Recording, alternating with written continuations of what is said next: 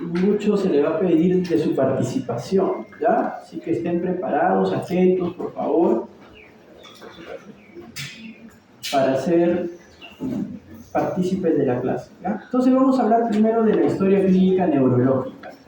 La historia clínica neurológica no difiere mucho de otras historias clínicas, pues no se le pregunta prácticamente lo mismo al paciente, solo que hay que tener un dato adicional que quizás no preguntan en la historia de nefro, de neumo, de cardio, que es la dominancia, ¿no? Se le suele preguntar al paciente qué lado es el que usa para sus actividades, como por ejemplo para comer o para escribir, y a eso se le llama dominancia. ¿Por qué es importante? Porque recuerden que en la gran mayoría de los diestros el lado dominante para el lenguaje está en el lado izquierdo, diferente así para los zurdos u otras, o aquellos que dominan ambas extremidades, ¿no?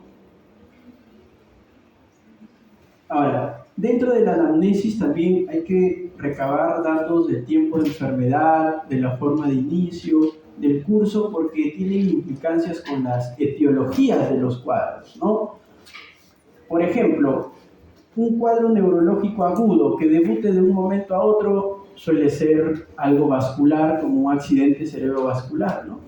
Entonces son pacientes que están bien y que bruscamente presentan un déficit motor, por ejemplo, ¿no? Se les adormece o tienen una debilidad en un hemicuerpo, entonces ahí hay que sospechar de que se trata de un fenómeno vascular. Luego, las epilepsias, ustedes saben, las crisis epilépticas también son eventos paroxísticos, bruscos, de un momento a otro, muchas veces inclusive sin síntomas previos, sin avisar. En cambio, cuadros subagudos, por ejemplo, tenemos a los cuadros infecciosos, ¿no? Ya hablamos de días, inclusive a veces como la tuberculosis de semanas de evolución, donde los síntomas se van sumando y se van intensificando. De igual forma se presentan también muchos cuadros autoinmunes. Y ya cuadros crónicos, pues tenemos a las neoplasias o a las enfermedades neurodegenerativas que son bastante comunes en el sistema nervioso, como el Parkinson, el Alzheimer, la demencia frontotemporal, la enfermedad por los cuerpos de Pitt, la parálisis supranuclear progresiva, etc., ¿no? Y también hay un montón de enfermedades genéticas que afectan al sistema nervioso, como por ejemplo la enfermedad de Charcot-Marie-Tooth, como por ejemplo el CADASIL, que también son cuadros crónicos, ¿no? En los cuales las manifestaciones clínicas van apareciendo en años inclusive. Ahora, ¿qué es importante también preguntar, que quizás no es importante en otras especialidades, son los antecedentes, ¿no? Por ejemplo, los antecedentes perinatales en el caso de un paciente que sufre una convulsión, ¿no? Es importante saber si es que hubo asfixia perinatal, es importante saber si el parto fue por cesárea o no, es importante saber si es que hubo hospitalización después del parto. Ustedes saben que la mayoría de partos autóxicos, tanto la madre como el niño salen de alta al día siguiente, y en la mayoría de cesáreas salen al tercer día, ¿no? Entonces, si ustedes le preguntan, ¿pero hubo alguna complicación en el embarazo o en el parto? Dicen, no. ¿Cuánto tiempo se quedó hospitalizado? Un mes. Entonces no es que no haya habido, algo tuvo que haber habido para que se quede un mes hospitalizado, ¿no? Entonces es bueno recordar la presencia de infecciones en la etapa neonatal, ya sea sepsis neonatal o meningitis neonatal, todo eso hay que consultar. El desarrollo psicomotor, por ejemplo, ahora sí vamos a solicitar la participación de alguien. Vamos a llamar a los nombres más extraños, ¿ya? Porque me han perturbado, la verdad, ¿eh? Telacin, ¿está? Telacin. ¿A qué edad un niño, por ejemplo, debe sentarse adecuadamente? ¿A qué edad un lactante debe sentarse? Fuerte, por favor. ¿A los 5 años? No. Fuerte. Fuerte. 6 a 8 meses. Ya, a ver, vamos a ver qué opina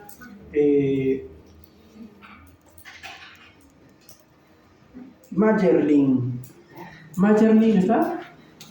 Majerlin, ¿qué opinas? ¿A qué edad un niño se sienta? Grita, porque no se escucha. 4 es un rango bien amplio, ¿no? Como para asegurarse, ¿no? Un poco más me dice entre los 0 y 1 año. Ya, entonces, más o menos en promedio, un niño se siente entre los 6 meses, gatea a los 8 meses, se para al año y habla entre 1 a 2 años, ¿no? Sus primeras palabras, entre 10 palabras, ¿no? Entonces, si es que le preguntan a la madre, ¿no? Y dice, no, mi niño recién al año se sentó, al año y medio gateó, a los 2 años recién caminó y sus primeras palabras recién fueron después de los 2 años, ya asumen que hay cierto retraso del desarrollo psicomotor. Obviamente es un marcador importante por la posibilidad de algún tipo de defecto en la migración o la organización neuronal, ¿no? ¿Qué otra cosa deben preguntar? Enfermedades antecedentes, ¿no? Por ejemplo, tuberculosis, ¿no? Recuerden que la tuberculosis del sistema nervioso central no es un foco primario de tuberculosis, entonces tiene que haber una infección previa, ya sea pulmonar o de algún otro sistema. Enfermedades metabólicas, por ejemplo, si alguien viene a ustedes con unos adormecimientos en la palma de las manos, en la planta de los pies, una sensación de ardor, de frío, le duele cuando se pone el zapato, tiene 60 años, tiene que preguntar, por ejemplo, si tiene diabetes, porque la diabetes es la causa más frecuente de una polineuropatía, ¿no? Que son los síntomas que presenta este paciente. Y también los antecedentes genéticos, pues, ¿no? Por ejemplo, como vamos a ver en el transcurso de las clases, en Cañete, ¿alguien de Cañete por aquí? ¿De Cañete? No. Entonces en Cañete es una localidad donde hay una enfermedad genética que afecta al sistema nervioso que se llama la enfermedad de Huntington, ¿no? Que se caracteriza por unos movimientos involuntarios, como si el paciente estuviera bailando, pero se le llama la corea de Huntington. Entonces, hay mucho Huntington allá.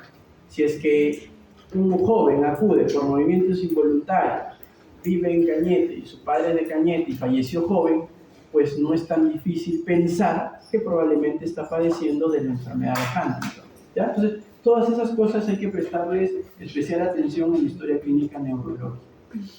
Muy bien. Ahora, lo primero que ustedes deben evaluar es la conciencia. La conciencia. La conciencia tiene 2 esferas, pero antes de ver las esferas, me gustaría saber qué opinan ustedes o cómo definirían la conciencia. Entonces vamos con otro nombre extraño. April. ¿Dónde está? April, ¿qué es la conciencia para ti? ¿Qué has aprendido el año pasado? ¿Qué es la conciencia? ¿El estado de conciencia es? No, la conciencia en sí. Un estado de alerta. No está. Ya, a ver, vamos a preguntarle a Myron. ¿Myron está? ¿Myron?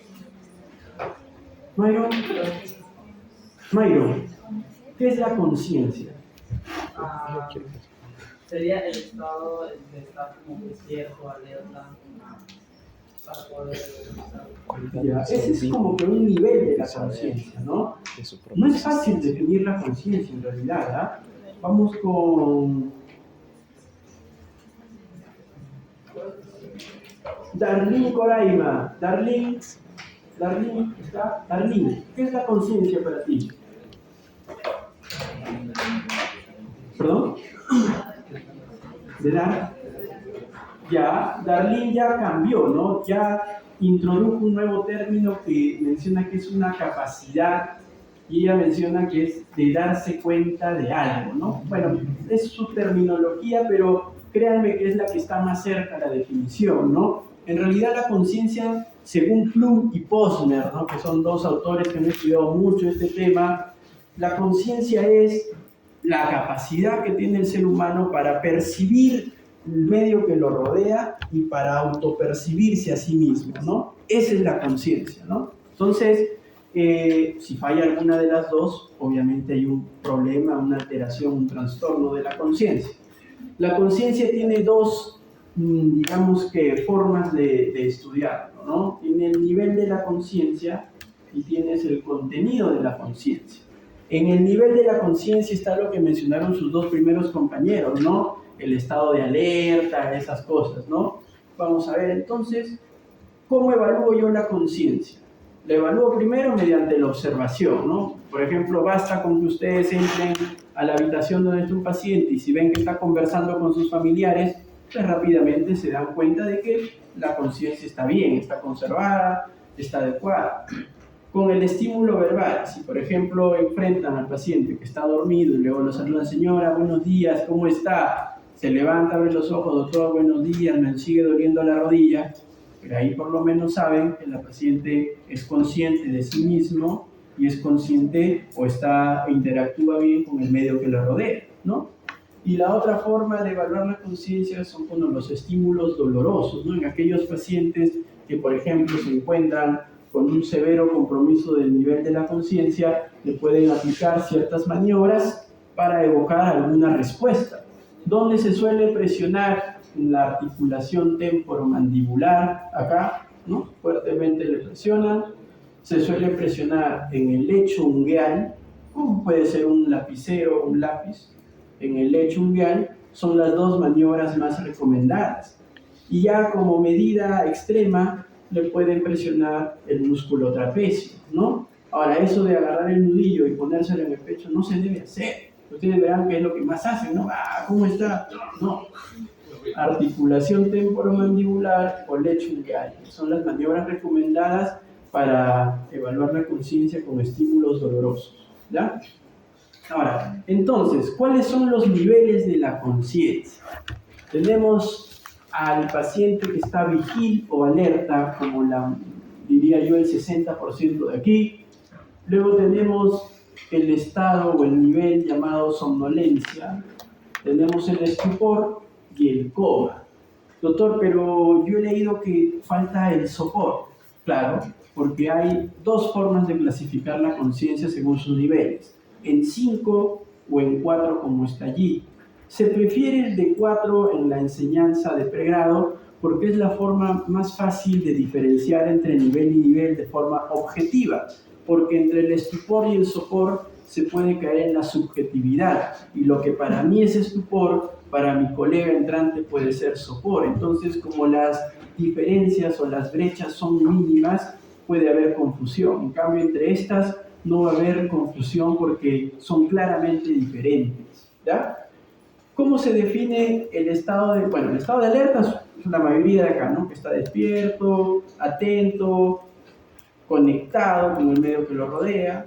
El estado de somnolencia usualmente se va a caracterizar porque el paciente va a estar dormido. Cuando lo encontremos está dormido, pero es un paciente que va a despertar rápidamente ante un estímulo verbal o ante un estímulo táctil, pero suave, ¿no?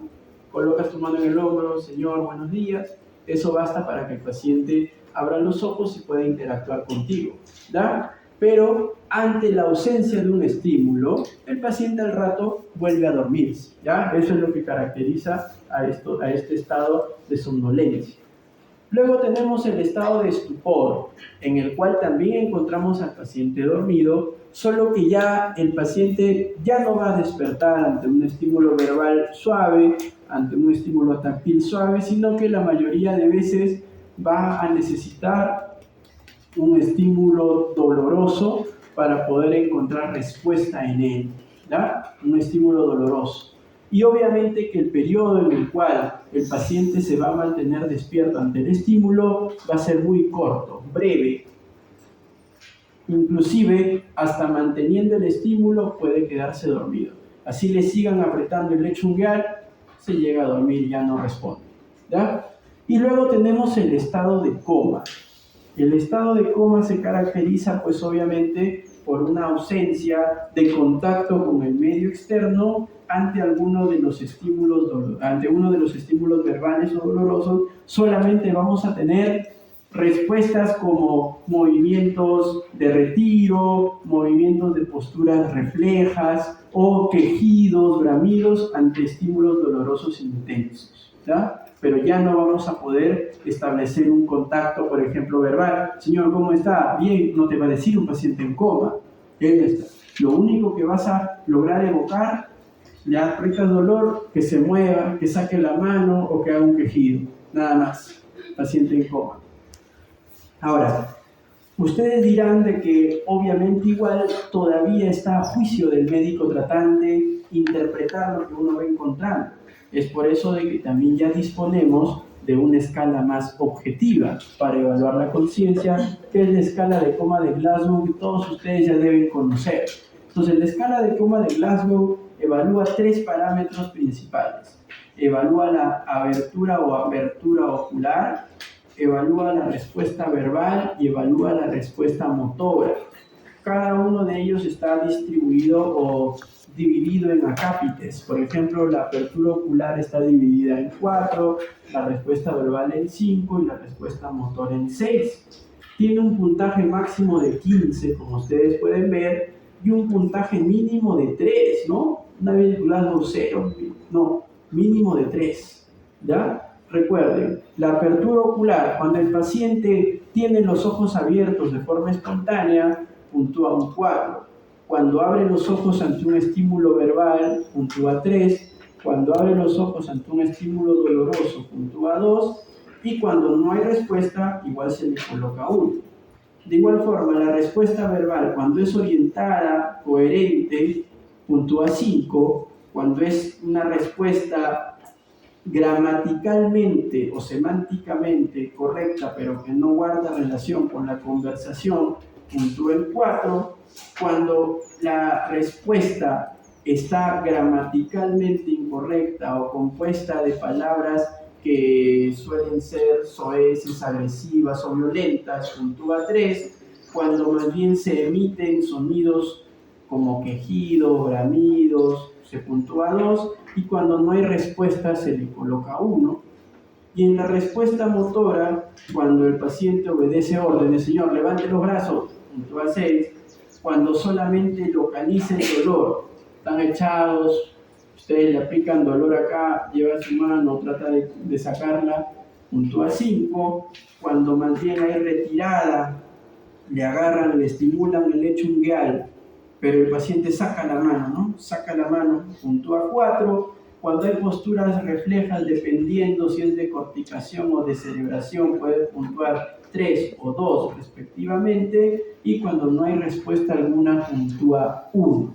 ¿Cuáles son esas posturas reflejas? Pues las tienen acá, ¿no? Una flexión anormal es la postura de corticación, una flexión anormal de los miembros superiores, y una extensión anormal de los miembros superiores es la descerebración y puntúa 2, ¿no? En ambos casos, como ustedes pueden ver, las extremidades inferiores están hiperextendidas. El cambio es en las extremidades superiores. Flexión anormal o extensión anormal, ¿ya? Muy bien, y en cuanto al contenido de la conciencia, que es la otra esfera de la conciencia, acá sí el paciente puede estar alerta, pero lo que está dentro de su mente está mal, hay cierto grado de confusión o de deterioro. Entonces allí los 2 estados, o los 3 estados que se pueden definir, en primer lugar está la lucidez, pues, ¿no? Ustedes habrán escrito ya en sus historias clínicas seguro, o habrán visto que dice, ¿no? Paciente lúcido, orientado en tiempo, espacio, pero es el floro, todos escriben eso, ¿no? Paciente lúcido, orientado, ya. Ese es el estado de lucidez donde se supone que el paciente de la parte de contenido está bien. Luego tienen el estado de confusión. Ese estado de confusión, ¿por qué se va a caracterizar? El estado de confusión se va a caracterizar porque el paciente va a estar desorientado en una, 2 o en las 3 esferas, y además porque no tiene tanta atención con el entorno que lo rodea, ¿no? Al costado de él pueden estar, no sé, agrediendo a alguien, no le interesa, mira para otro lado, ¿no? Y luego tenemos el estado de delirio, que quizás es uno de los estados más frecuentes en las emergencias de los hospitales, ¿no? El delirio o el síndrome confusional agudo, que les dicen algunos, ¿no? Que se caracteriza ¿por qué? En primer lugar, porque el paciente va a alternar periodos de agitación con periodos de hipoactividad. Va a haber inversión del ciclo sueño-vigilia, van a estar de día durmiendo, pero de noche gritando, agresivos, etc. van a tener alucinaciones que usualmente son alucinaciones visuales de daño, que lo persiguen, que hay animales que lo quieren atacar, o que hay hombres que quieren meter a su casa para agredirlo. Y también va a haber alteraciones autonómicas, ¿no? Son pacientes que pueden cursar con cambios bruscos de la presión arterial, cambios bruscos de la frecuencia cardíaca o inclusive cuadros subfebriles, ¿ya? Ahora, como pueden ver ustedes aquí, ¿no? Una forma numérica de trasladar los niveles de la conciencia. Entonces vamos a tener que el paciente alerta va a tener pues un Glasgow 15, ¿no? El paciente somnoliento, vamos a poner el paciente en estupor.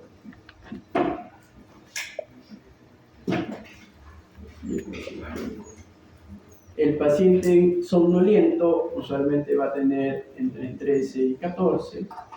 El paciente en estupor va a estar entre 9 y 12 y el paciente en coma va a estar entre 3 a 8, ¿no? No es una regla, obviamente, pero es lo que suele ocurrir, ¿no?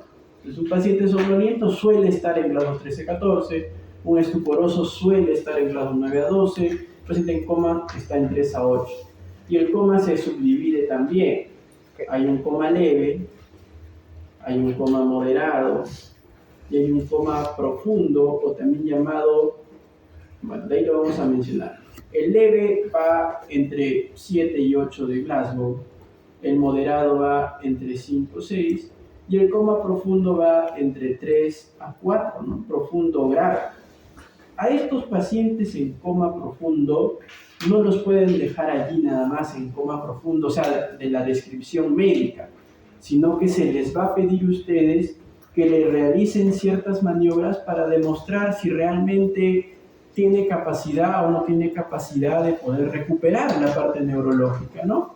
Entonces, para eso, ustedes van a tener que hacerle una serie de maniobras que son los famosos reflejos del tronco encefálico, que como su mismo nombre lo dice, ustedes van a buscar respuestas que les diga que todavía el tronco encefálico está vivo, ¿no? Entonces, uno de los reflejos es el reflejo fotomotor, que como parcialmente se puede ver en la diapositiva, obviamente le hacen a los pacientes en coma. Mira, el señor está intubado, está mal, probablemente esté en una unidad de cuidados intensivos, le provocan la apertura ocular y le acercan un estímulo luminoso.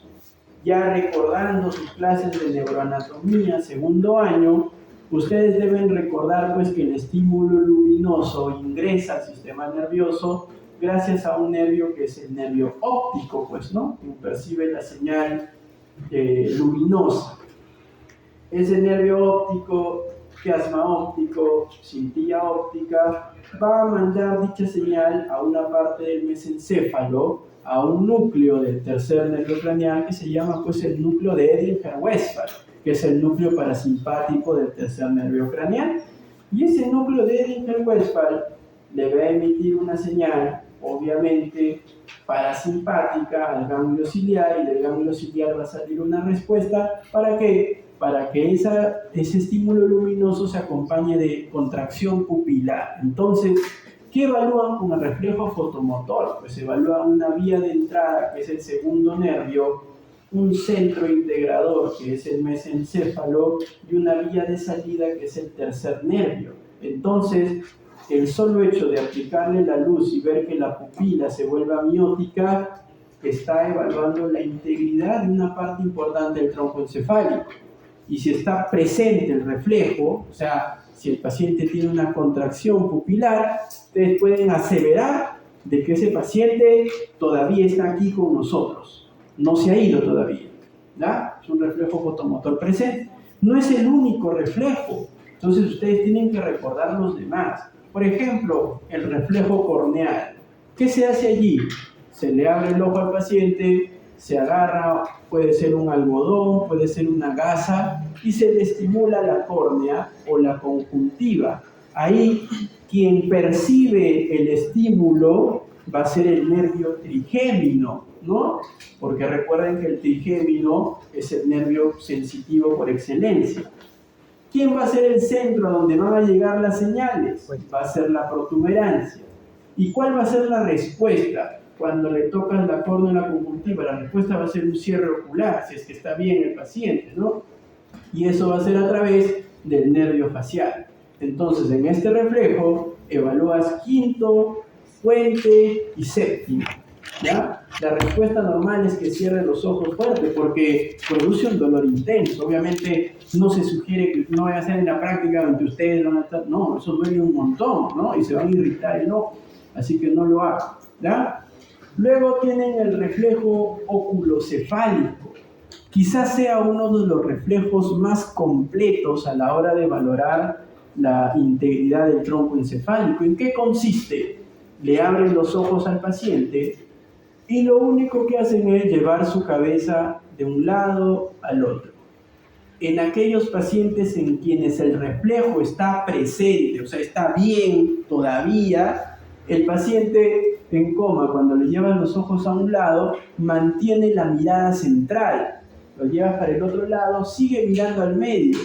En cambio, en los pacientes que ya perdieron ese reflejo, cuando le abren los ojos y le mueven la cabeza, los ojos siguen el movimiento cefálico. Por eso es conocido como los ojos de muñeca. Tú agarras una muñeca, le giras la cabeza, los ojos van a seguir el movimiento de la cabeza. Jamás se van a quedar mirando al medio, a menos que pues ya haya algo, ¿no? Paranormal, ¿no? Por así decirlo, ¿ya? Pero si no, los ojos de la muñeca van a seguir el movimiento cefálico. ¿Por qué digo que esto es uno de los reflejos más completos? Porque evalúa octavo nervio craneal y sus núcleos, que están divididos entre la protuberancia y el bulbo, porque evalúa también la vía aferente, que son aquellos que regulan el movimiento ocular horizontal, que son el tercero y el cuarto. Entonces te va a terminar evaluando bulbo, protuberancia y mesencéfalo, todo el tronco encefálico. Es el más completo.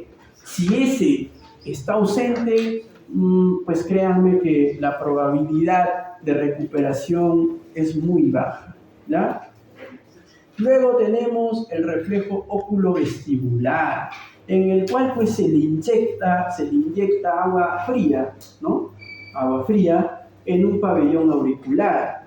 Y lo que se busca con ese reflejo es un movimiento rítmico de los ojos que se llama nistagmo, excelente, ¿no? Entonces se busca un nistagmo. El nistagmo es un movimiento rítmico de los ojos que puede ser horizontal, que puede ser vertical, que puede ser rotatorio o puede ser multidireccional, ¿ya? En el caso del reflejo vestibular o oculovestibular, cuando le inyectas agua fría por un lado, el nistagmo tiene dos fases, ¿no?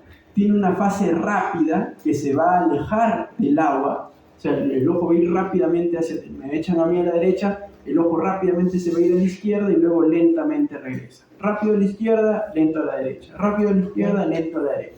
Se aleja rápidamente del lado del estímulo y luego regresa lentamente a ese lado.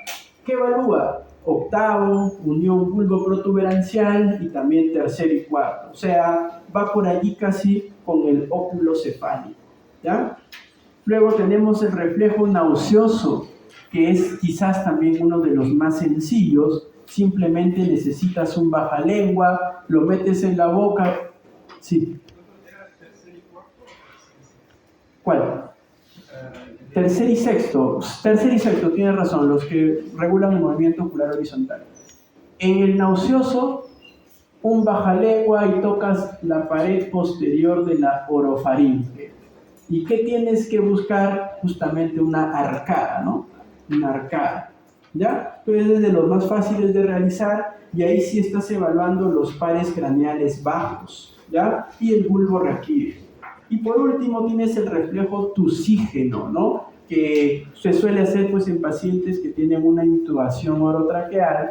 Entonces dentro del tubo endotraqueal introduces un pequeño dispositivo y obviamente el estímulo ya va a estar abajo, ¿no? A nivel tráqueo-bronquial. Y ese estímulo debería producir tos. ¿no? También se evalúan los nervios craneales bajos y principalmente el bulbo raquídeo. Entonces, si no tose, pues no hay respuesta, ¿no? Igual acá, si no hay arcada, no hay respuesta, ¿ya? Ahora, ¿y para qué me sirve esto? ¿Para qué me sirve? Me sirve porque en aquellos pacientes que están en un coma profundo y que no tienen estos reflejos, yo puedo decir que esos pacientes se encuentran en un estado llamado coma arreactivo, ¿ya? Coma reactivo, que es la parte clínica de un concepto que se llama muerte encefálica, o también llamada muerte cerebral, ¿no? Pero suena mejor muerte encefálica, ¿ya? Entonces, una vez que un paciente está diagnosticado de coma reactivo, probablemente está en un estado de muerte encefálica y dependiendo de la región, país donde se ubique, pueden hacerle una prueba confirmatoria para ver si realmente hay algo que salvar o no. ¿Por qué es relevante eso? Es relevante porque recuerden que las personas con muerte encefálica son aquellos potenciales donantes de órganos, pues, ¿no? Son potenciales donantes de órganos, ¿ya? Entonces, ¿qué prueba se le puede hacer a un paciente con coma reactivo en quien sospecho muerte encefálica? Por ejemplo, un electroencefalograma, para ver si es que hay actividad eléctrica cerebral o ya no hay. ¿Qué más le puede hacer? Un Doppler o duplex transcraneal, para ver si tiene los hallazgos típicos ya de ausencia de flujo sanguíneo cerebral. ¿Qué otra cosa le puede hacer? Una angiotomografía, donde también ya no va a haber evidencia de que haya un flujo sanguíneo cerebral relevante en los principales vasos del polígono de Willis. Entonces, dependiendo de dónde estén, hay lugares que requieren una prueba confirmatoria, hay zonas donde no lo requieren y solamente se necesita el juicio clínico, pero lo ideal siempre por la protección médico-legal es acompañar tu diagnóstico clínico de una prueba confirmatoria. Yo diría que aquí en el Perú lo más comúnmente, o lo que se hace de forma más frecuente, es un electroencefalograma, dado que la mayoría de veces no se tienen los otros dispositivos para libre uso, ¿ya? Muy bien, sigamos. Dejando de lado la evaluación de la conciencia, vamos a hablar un poco sobre los signos meníngeos, ¿no? Recuerden ustedes, pues, ya para ustedes ni decirlo, ¿no? Las meninges son membranas, capas de tejido conectivo, de fibroblastos, que protegen y rodean a la masa encefálica, ¿no? Entonces, de afuera hacia adentro, ustedes tienen dura madre, tienen aracnoides y tienen pía madre. Las paquimeninges es la dura madre y las leptomeninges son las aracnoides y la pía madre. Pero lo que más importa aquí es la presencia de unos signos de irritación meningea que se llaman los signos meningios, pues, ¿no? Entonces tienen un signo que se llama el signo de Kerner, tienen otro que se llama el de Brudzinski y tienen pues el clásico que es de la rigidez de nuca, ¿no? Entonces vamos a ver aquí que hay.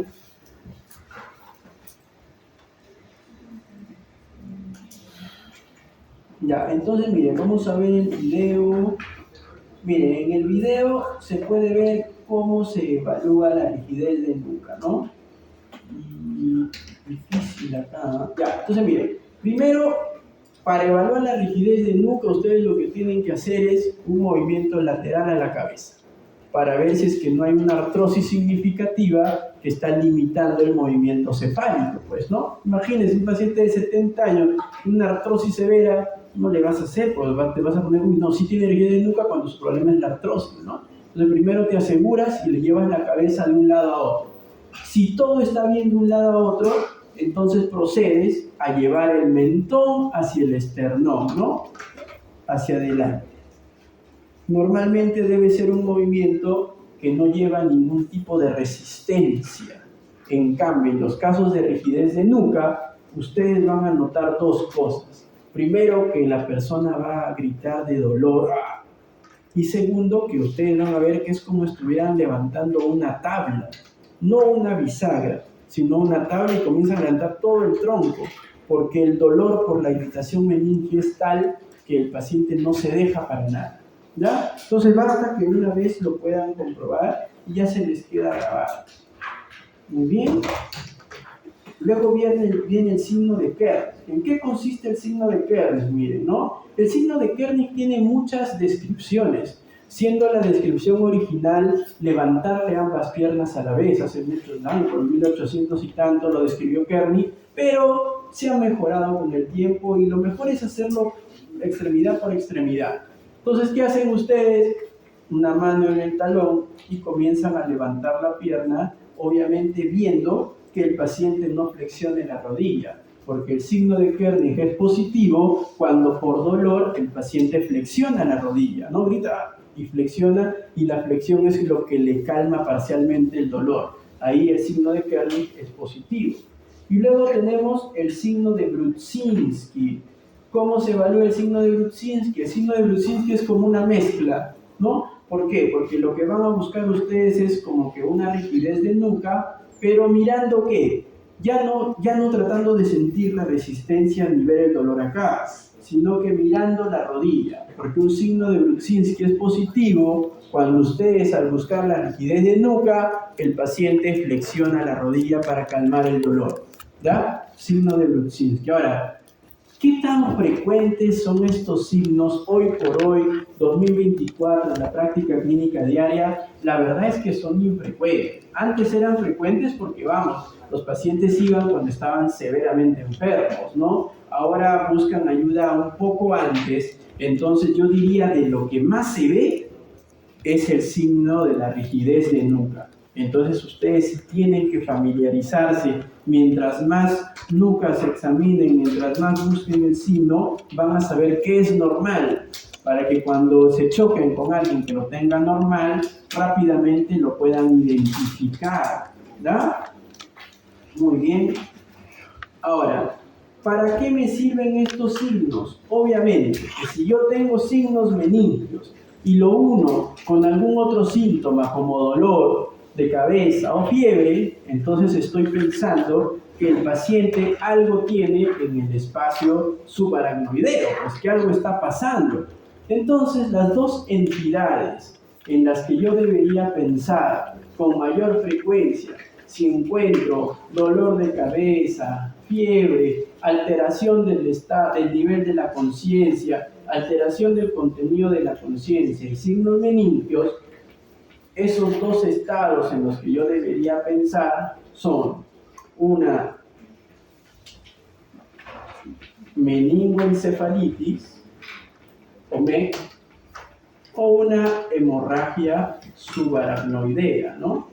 Yo diría que son las dos entidades clínicas que se llevan pues el 99% de pacientes que tienen un síndrome meningio, ¿ya? Obviamente que va a haber diferencias entre una y otra, ¿no? Por ejemplo, la MEC suele ir con fiebre, ¿no? Va a ir con fiebre porque la mayoría de veces son por agentes infecciosos, ¿no?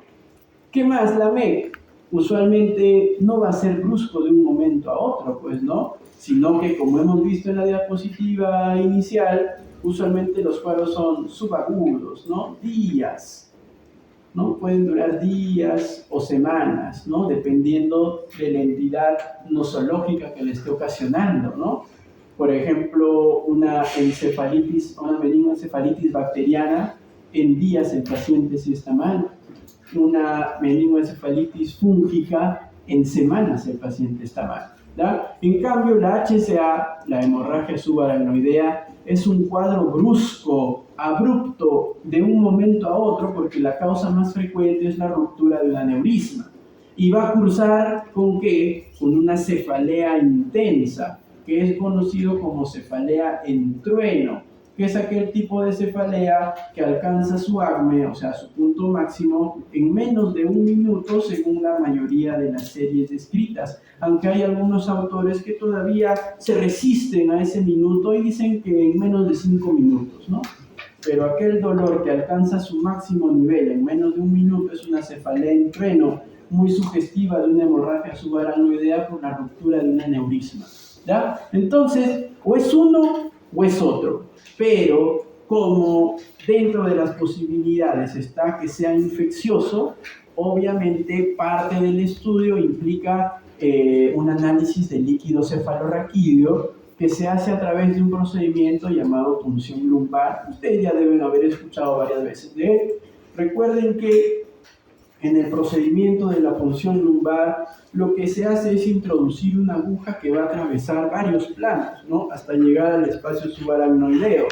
Va a atravesar la piel, el tejido celular subcutáneo, el ligamento supraespinoso, el ligamento interespinoso, el ligamento amarillo, la grasa que está rodeando ya a las estructuras del sistema nervioso central, y luego penetras la dura madre para llegar al espacio subaracnoideo y de esta forma obtener la muestra de líquido cefalorraquídeo, ¿no? Entonces, es un procedimiento que ya también ustedes deberían saber más o menos dónde introducir la aguja. Entonces vamos a preguntar, a ver, vamos a preguntar, son cosas sencillas, ¿sabes?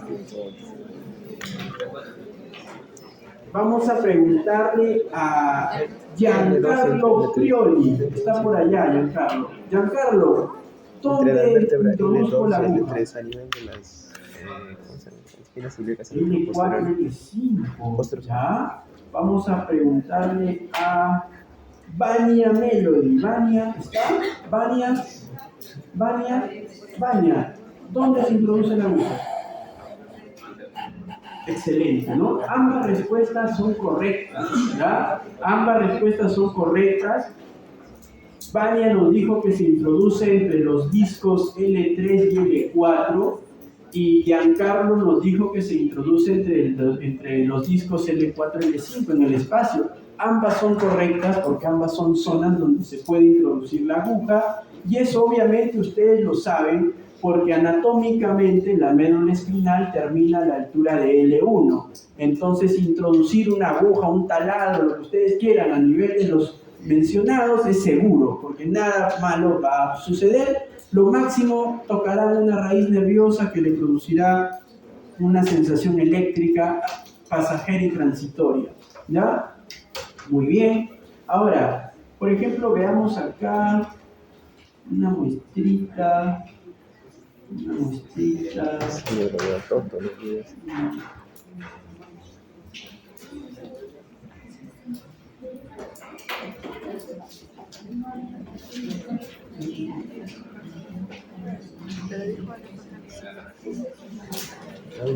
20 L2 y L3, pero termina L1. Este es L1, 2 y 3. Ya, entonces miren, ¿no? Ahí ustedes están viendo, lamentablemente el sol no deja ver, la aguja está introducida. Es el hospital peruano, ¿cómo me doy cuenta? Porque la camilla está desgastada, ¿ya? Entonces, ahí el médico está introduciendo la aguja, el médico residente, ¿no? Está introduciendo la aguja, un poquito más. El amarillo es su capuchón, ¿no? Es lo que asegura. Entonces, cuando tú vas introduciendo, poco a poco vas sacando el capuchón para ver si va saliendo el líquido. Él sale para ver si sale o no sale el líquido. Y si hay retorno o no hay retorno. Entonces él dijo, sacó, ya vio que hay retorno, entonces pide los frasquitos, miren, ¿no? Va a pedir ahí un frasquito. ¿Para qué? Para llenar el líquido, ¿no? Entonces saca el capuchón, que es como que un tapón, ¿no? Para evitar que el contenido, y comienza a gotear el líquido, ¿no? Ahí está, ¿no? Como cae. El líquido debería ser claro, transparente, sin olor, sin sabor, si es que en algún momento se le da por probar el líquido, ¿ya? No debería tener nada, ¿ya? Entonces va saliendo. Hay proteína. Recuerden, a ver, vamos a conceptos que ustedes ya deberían conocer, ¿no? Interesante. Vamos a preguntarle a... Vamos a preguntarle a Saldaña Cabanillas. ¿Está? Saldaña por allá atrás creo que está, ¿no? Sandy, ¿cuánto de líquido tienes tú en este momento? Fuerte, por favor. ¿Cuánto? Un valor cualquiera. Pero fácil. ¿Cuánto? 400 mililitros, ¿ya? Vamos a contrastar con lo que nos dice Miguel Ángel, creo que está por acá. Miguel Ángel. 500 a 600. ¿Quién da más? Vamos a ir más, yo quiero más. Con Moisés Aarón. Moisés, adelante. ¿Cuánto tienes? 150. Excelente, ¿no? Entonces, como dice Moisés,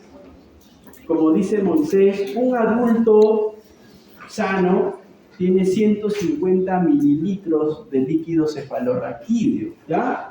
Y cuando ustedes sacan, pues, el SR, lo que sacan por frasco serán, pues, unos 4 máximo mililitros, ¿no? Y sacarán máximo unos 5 frascos, ¿no? Entonces, lo que sacan ustedes son 20 mililitros como máximo, ¿no? Entonces, de 150, que recuerden que se recambia entre 4 a 5 veces al día, que ustedes le saquen 20 mililitros, pues es una nada. Es algo que se recupera probablemente en un par de horas. Por eso es un procedimiento seguro. Y eso es bueno que ustedes lo sepan para que lo expliquen, porque una de las grandes razones por las cuales los pacientes no firman el consentimiento informado de punción lumbar es que tienen la firme convicción de que es un líquido que no se fabrica, o sea, que nacen con ese líquido y con ese líquido se van de este mundo. Y otro pensamiento es que ustedes no van a traficar con el líquido, van a hacer algo con él. Entonces ustedes tienen que desmitificar eso, ¿ya? Educar y desmitificar. Y el otro mito es el que nos aclararon Giancarlo y Vania, que era que el introducir la aguja a ese nivel es seguro y no te va a producir ningún déficit posterior. Porque otro miedo de los familiares es que tras el estudio el paciente quede con una debilidad permanente en los miembros inferiores. Entonces eso no va a ocurrir porque no se toca la médula espinal, ¿ya? Muy bien. Ahora, lo que hay que saber son los valores de referencia. También hay una clase, creo, de LCR más adelante, pero recuerden, ¿no? Recuerden las cosas que son relevantes. La glucosa tiene que ser más o menos el 60% de la glucosa en el plasma, por eso que cuando hagan una punción, también hagan un glucotest o una glucosa plasmática al momento. Otra cosa, la cantidad de proteínas tienen que estar entre 15 a 45 miligramos por decilitro. La cantidad de células normalmente no debería haber otro tipo de células que no sean linfocitos y en una cantidad de como máximo 5 por microlitro, ¿verdad? Entonces son los valores que ustedes deberían recordar. Doctor, me olvidé de tomarle la glucosa cuando le hice la punción. Pasa eso, ¿no? Se olvida, ¿no? Están preocupados ahí. Bueno, ya tienes un valor absoluto entre 45 y 80, que es el rango habitual o normal de la glucosa en líquido cefalorraquídeo. Lo que menciona arriba es la presión de apertura, porque también cuando le sacas el líquido, puedes colocarlo a un pequeño dispositivo que te mide la presión con la que sale el líquido, que es el fiel reflejo de la presión intracraneal, que suele oscilar entre 5 a 20 milímetros de mercurio. No deberían haber, obviamente, patógenos en las tinciones y tampoco deberían haber células atípicas, ¿no? Entonces es un líquido normal. Y con eso, pues, ustedes deberían también lograr reconocer las variantes más frecuentes que ocurren en las diversas infecciones, ¿no? Por ejemplo, en las meningoencefalitis virales, usualmente hay un incremento de la cantidad de células, pero no supera los 100. Las proteínas y la glucosa se mantienen en rangos habituales.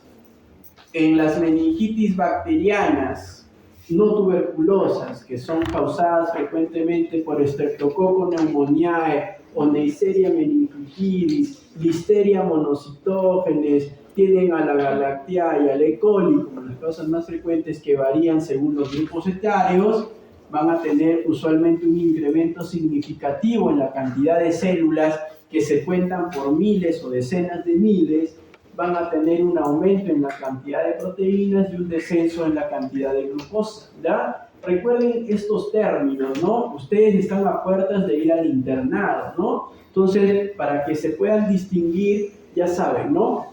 Doctor, ¿y cómo estaba la cantidad de células? Doctor, estaban aumentadas. Y la glucosa disminuida. Y las proteínas incrementadas. ¿Suena bien? No, ¿no? En cambio, doctor, el paciente tenía una pleocitosis a predominio linfocitario con hipoglucorraquia e hiperproteinorraquia, ¿no? Yo siempre les digo, el floro vende, ¿no? Entonces, solamente con decir eso van a pensar que ustedes saben, ¿no? Que están bien parados y se van a ganar el respeto, ¿ya? Entonces, ya saben. Ahora, en las tuberculosas hay un incremento, pero que usualmente no supera los 500. Hay hiperproteinorraquia y una marcada hipoglucorraquia, ¿ya?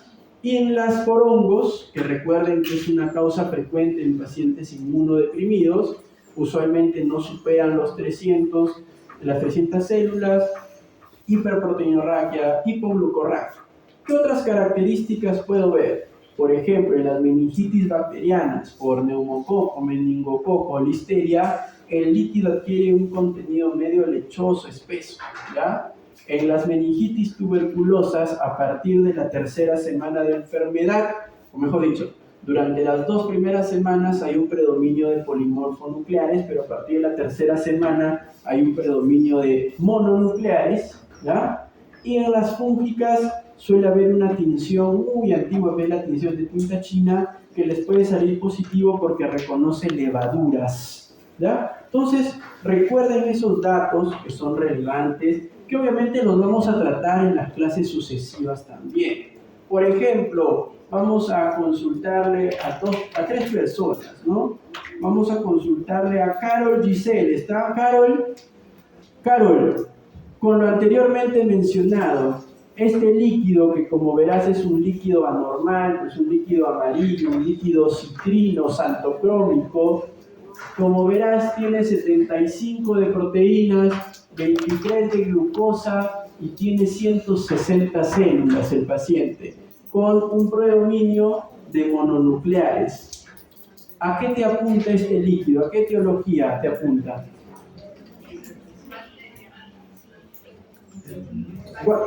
Bacteriana, por Streptococcus pneumoniae, por ejemplo, ¿sí? Vamos a preguntarle a Alicia. ¿Alicia está? Alicia, ¿qué opinas? ¿A qué apunta este líquido?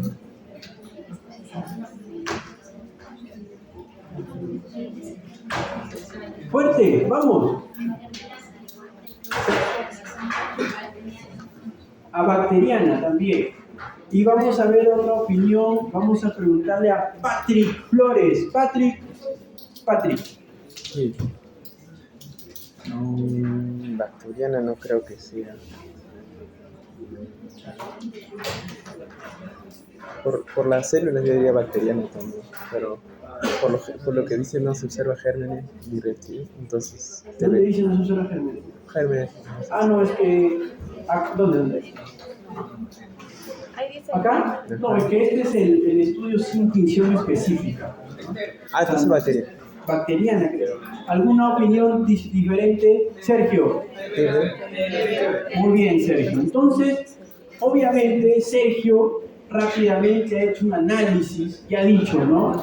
Sergio ha dicho, tiene hiperproteinorraquia, sí, tiene una marcada hipoglucorraquia, tiene una pleocitosis, pero que no supera ni los 200, se quedó en 160, ¿no?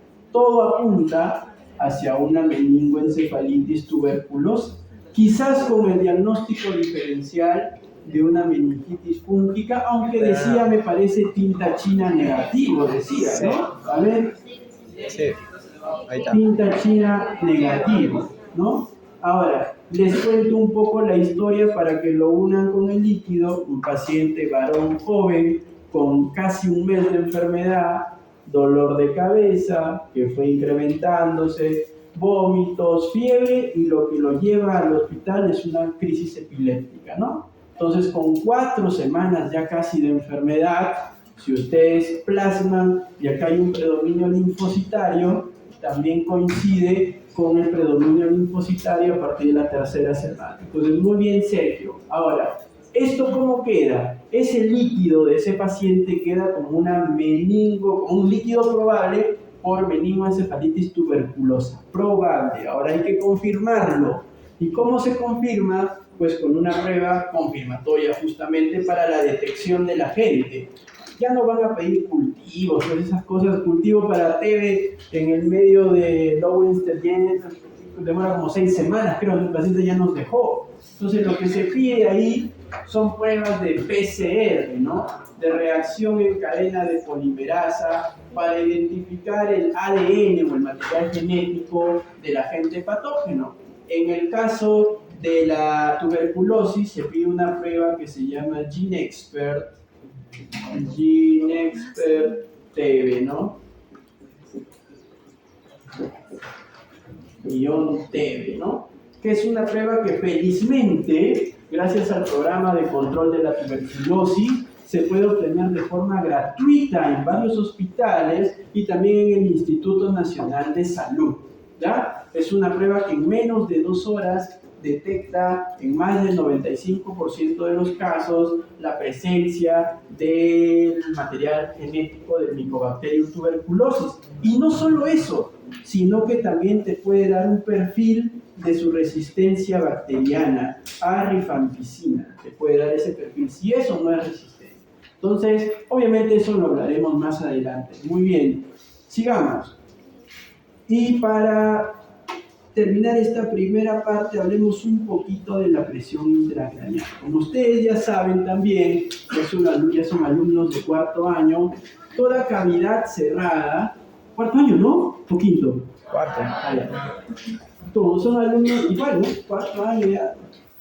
Como son alumnos de 4º año, ya saben de que toda cavidad cerrada tiene pues una presión, que es la fuerza que ejerce el contenido sobre las paredes del continente. Es por eso que hay una presión intratorácica, una presión intraabdominal, hay una presión arterial, una presión intraocular y todo. Entonces también hay una presión intracraneal. Como ya hemos dicho previamente, ¿qué es lo que va a ocupar un espacio en el cráneo?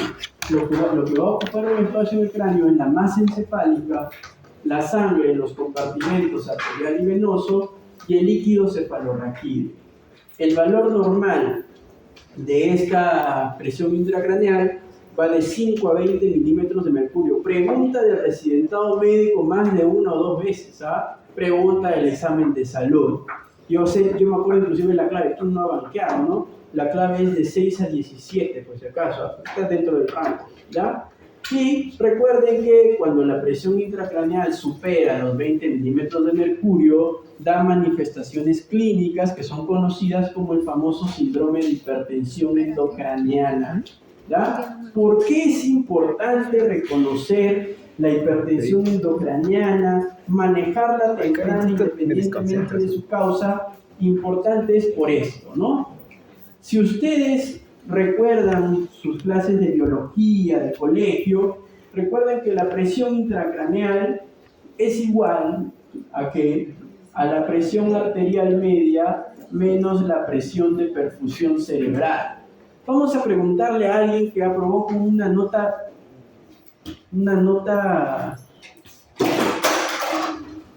Mi clase se pusieron nerviosos. Vamos a preguntar a alguien que la rompió en morfoficio 2º año. Vamos a ver.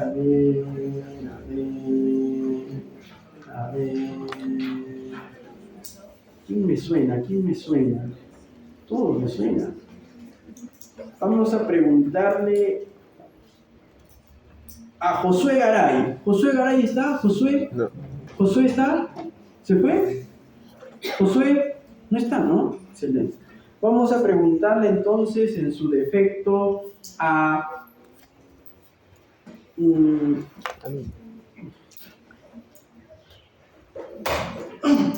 Marita Carvajal. Marita. Marita, ¿cuánto es el valor normal de la presión de perfusión cerebral? que es la fuerza con la que la sangre llega al tejido cerebral justamente para percibirlo bien. ¿Cuánto es? En milímetros de mercurio, obviamente. No me vayas a decir en centímetros de agua, porque si no complicas el asunto. Excelente. 70 milímetros de mercurio. Miren, ya ves, yo tenía fe en ella. Me dice que valor normal, más de 70 milímetros de mercurio para mantener una perfusión adecuada. Entonces, vamos a ver si sale, ¿ah? Vamos a preguntarle a la delegada. ¿Quién es la delegada? Angie, no. No me digas tu nombre, por favor. Basti, ¿cierto? Basti.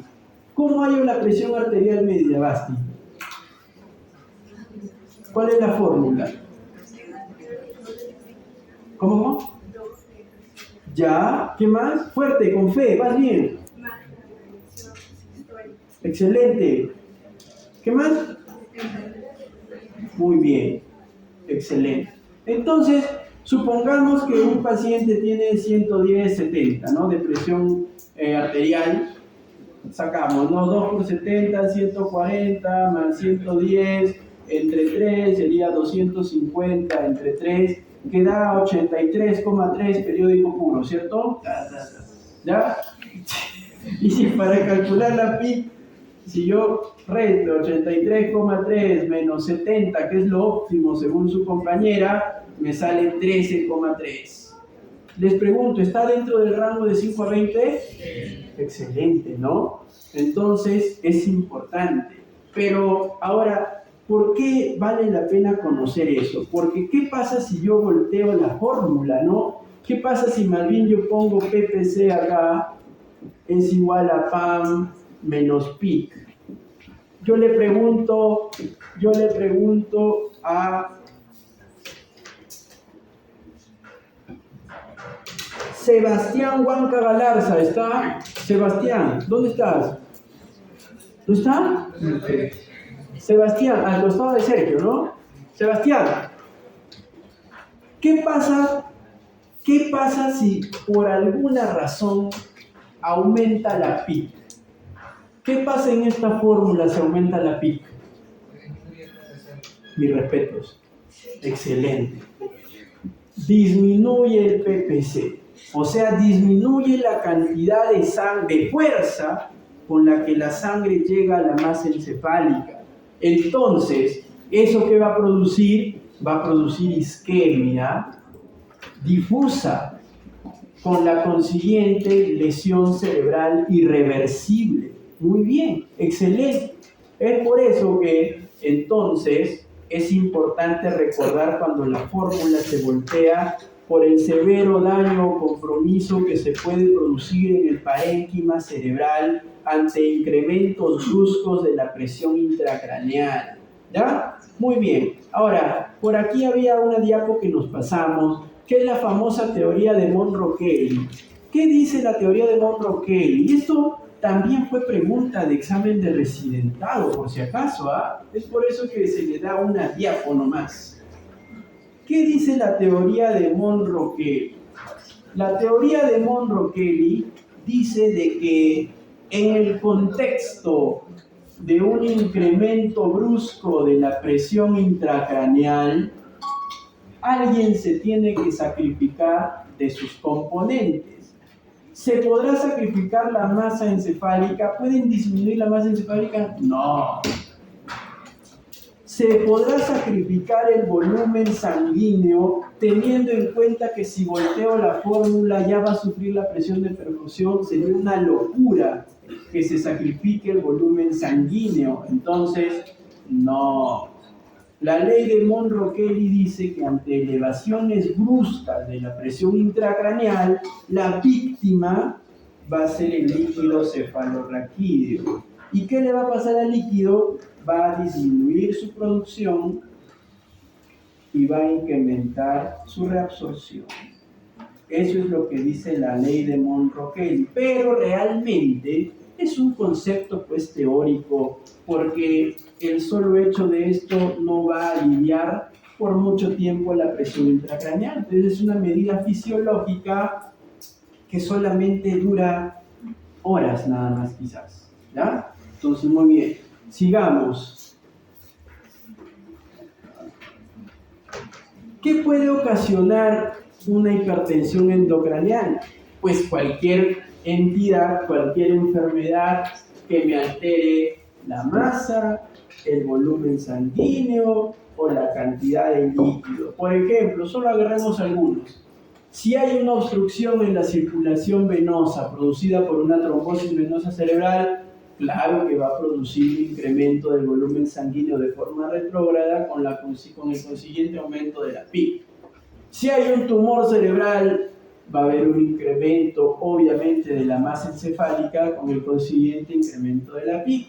Si por ejemplo, si hay un hematoma epidural por un accidente, claro que va a aumentar el contenido sanguíneo y va a producir un aumento de la PIC. Entonces, la cantidad de patologías que pueden provocar un aumento de la presión intracraneal pues es larga, ¿ya? Solo que no se olviden que así como tratan la enfermedad de fondo, tienen que tratar la elevación de la presión intracraneal. Ojo, y ese es un contexto que no es muy difícil de que ocurra cuando ustedes van al SEDUMS. Por ejemplo, en el SEDUMS es bastante común los accidentes, ya sea de auto o de moto, ¿no? Por el estado de las carreteras y ahí todo el mundo anda con moto y maneja como loco. Entonces, algunos de esos casos pues producen traumatismos encefalocraneanos que suelen ser graves, con hematomas subdurales o epidurales. Obviamente ustedes en su posta no pueden ofrecer nada más que trasladar al paciente a una entidad que tenga más capacidad resolutiva. Pero ¿cómo pueden ayudar a limitar el daño cerebral manejando la hipertensión endocraniana? Todos en sus postas el día que lleguen, revisen su farmacia, van a tener un componente que se llama mannitol al 20%. El mannitol es un diurético osmótico muy usado ¿para qué? Para manejar la elevación de la presión intracraneal. Está en todo el Perú, es más barato un litro de mannitol que un litro de agua, ¿ya? Entonces, así está, todo el mundo lo tiene. Tienen que aprender a usarlo para que puedan salvar vidas. Una cosa es derivar a un paciente con un TEC severo, goteándole cloruro, para que ni llega, y otra cosa es mandar a un paciente con un TEC severo, con mannitol intravenoso, probablemente le están dando horas de vida o probablemente le están mejorando su pronóstico funcional, ¿ya? Entonces, por ejemplo, acá tenemos algunas imágenes, ya para ir entrando en el mundo de las imágenes. Lástima que no se ve tan bien, porque ya ustedes lo revisan en la diapo. Por ejemplo, la imagen de su izquierda superior muestra en la flecha muestra la presencia de coágulos en el seno sagital superior, típico de una trombosis venosa cerebral. La imagen A y B de aquí muestra la presencia de una masa de una forma irregular que capta el contraste de forma en anillo, ¿no? Y que en el protocolo, un protocolo de resonancia que vamos a estudiar más adelante, que se llama difusión, tiene un contenido hiperintenso. Este es un absceso cerebral, una colección de pus ahí. Acá abajo tienen la presencia, los de abajo son tomografías, tienen la presencia de una hiperdensidad en la tomografía con forma biconvexa, típico de un hematoma epidural. Aquí más bien, ¿qué tienen? No se ve bien, o no sé si ustedes lo ven. Bueno, mancha de lados. ¿Cómo? Hemisferio. Bueno, no se ve tan bien, pero no cierro la puerta porque nos sancochamos, pero acá tienen toda la presencia de un área oscura, hipodensa, en el territorio de la arteria cerebral media derecha. Este es un infarto maligno o extenso del territorio de la arteria cerebral media derecha. Y en la última, donde señala la flecha, tenemos sangre, donde en el espacio subaracnoideo, típico de una hemorragia subaracnoidea. Entonces aquí nada más hay 5 condiciones disímiles, diferentes entre sí, con tratamiento diferente entre sí, con causas diferentes entre sí, ¿no? Causa puede ser un déficit de antitrombina 3 genético, Causa puede ser una otomastoiditis, ¿no? De una célula cerebral. Causa un accidente, un hematoma epidural suele ser un accidente de alto impacto. Causa fibrilación auricular, puede ser. Causa ruptura neurismática. Entonces, son 5 patologías de causas distintas, de manejo etiológico distinto, pero que tienen en común que parte del tratamiento implica el manejo de la hipertensión endocraniana para limitar el daño cerebral. ¿Ya? Muy bien. Y ahora, sigamos. ¿Cuál es la clínica de esto? La clínica, obviamente, en los pequeños, en los lactantes, en quienes no se han fusionado todavía los huesos del cráneo, lo que va a haber es un crecimiento, obviamente, del mismo, ¿no? Crece, se expande, los huesos no se han fusionado aún. Acá, en los adultos, en quienes ya no se puede expandir, ya no hay forma de aliviar, digamos que anatómicamente la presión intracraneal, van a aparecer muchos síntomas que van a constituir que el síndrome de hipertensión endocraniana, que se va a caracterizar por dolor de cabeza, que suele ser un dolor holocraneano, que suele ser un dolor tipo pulsátil o tipo opresivo, que empeora con el movimiento y que empeora con las maniobras de Valsalva, como la tos, el estornudo, el pujo. ¿Qué más van a ver? Vómitos, usualmente no precedidos de náuseas. Es por eso que se les llama vómitos explosivos, que suelen ser, digamos que muy bruscos, muy abundantes, pero tras los cuales el paciente siente una mejoría transitoria del dolor. Tercero, edema de papila, que lo estudiamos con el oftalmoscopio para ver un crecimiento y un borramiento de los bordes de la papila óptica, y en estadios más severos se va a comprometer la conciencia también. ¿Ya? Entonces, esto es algo de lo que ya hemos mencionado, las características clínicas básicas del síndrome de hipertensión endocraniana: dolor de cabeza, vómitos, alteración de nivel de la conciencia, edema de papila y otras más. Recuerden que en casos severos inclusive puede aparecer la triada de Cushing, hipertensión, bradicardia y una respiración irregular, ¿no? El edema de papila, ¿cómo lo vemos? Ya saben, a través del oftalmoscopio, viendo la papila óptica allí, y tenemos acá a la derecha, a su izquierda, perdón, una papila óptica normal, casi circular, de bordes definidos y de un color amarillento como el sol. Y a la mano derecha tenemos una papila edematosa, sin bordes definidos, casi con un color nacarado o hemorrágico y aumentado en su volumen. ¿Ya? Muy bien. ¿Cómo? Y eso es todo lo que compete a esta primera clase. Vamos a dar un pequeño descanso, ¿ya? Para